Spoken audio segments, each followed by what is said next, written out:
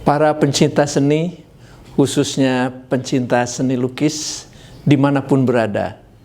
Saya sekarang berdiri di samping lukisan karya sahabat saya, seorang pelukis wanita bernama Diah Yulianti. Dia pelukis kelahiran Rantau, Kalimantan Selatan yang sekarang menetap di Yogyakarta.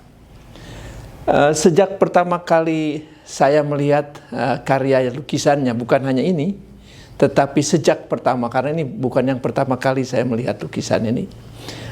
Pada waktu saya berkenalan pertama kali, kemudian saya melihat karya-karya lukisannya, saya langsung serta-merta tertarik pada komposisi warna dan juga terhadap pewarnaannya itu sendiri. Komposisi warna dan pewarnaan yang dilakukan oleh dia di dalam berkaryanya tidak hanya sekedar menghentakkan mata saya, baik secara kekontrasan maupun degradasi warnanya, tetapi juga saya merasakan bahwa di dalam karya-karyanya ini memancarkan energi dan semangat hidup yang begitu kuat. Komposisi warna dan pewarnaan dalam setiap karya-karyanya mencerminkan keterpaduan yang kuat dari ungkapan rasanya, energi, semangat, dan spiritualisme kehidupannya. Karya-karyanya tidak sekedar menuangkan objek-objek yang dilihatnya secara kasat mata. Dia melihat objek lebih jauh dari itu. Jadi tidak hanya sekedar melihat benda-benda yang berbentuk fisik, kemudian melukiskannya bentuk fisik itu.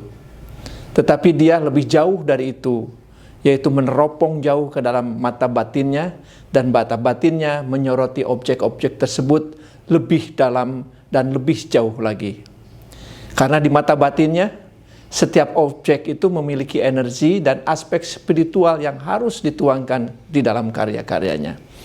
Jadi karya-karya dia selain mencerminkan bentuk objek-objek secara fisik kasat mata, tetapi juga mencerminkan hal-hal yang tidak dilihat secara kasat mata, apalagi oleh orang lain.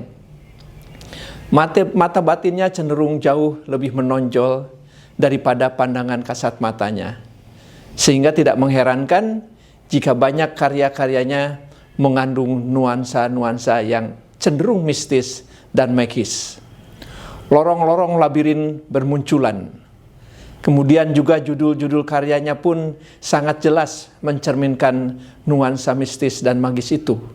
Misalnya saja beberapa lukisannya diberi judul Menjaring Roh Bukit. Jadi sesuatu yang tidak terlihat tetapi bisa dituangkannya di dalam karya lukisnya. Kemudian rumah dalam rumah adalah suatu hal yang sifatnya sangat-sangat mengandung filosofi yang dalam, bukan hanya sekedar bentuk rumah, tetapi di dalam rumah itu ada rumah. Kemudian The Guard of Banua, dan juga dialog roh. Jadi apa yang tidak dilihat oleh pelukis-pelukis kebanyakan, dia mencoba menuangkannya. Karena sebagai orang yang hidup di dalam lingkungan alam yang begitu dekat, dia selalu melihat bukan hanya sekedar objek, tetapi suatu rasa yang ditimbulkan dari alam di lingkungannya. Sebagai seorang ibu dan seorang anak dari seorang ibunya yang begitu mencintainya, maka figur-figur ibu atau figur wanita selalu bermunculan di dalam karya-karyanya. Seperti kita lihat di dalam lukisan ini, di sini terdapat figur-figur perempuan yang di mata dia menjadi suatu objek yang sangat-sangat berharga.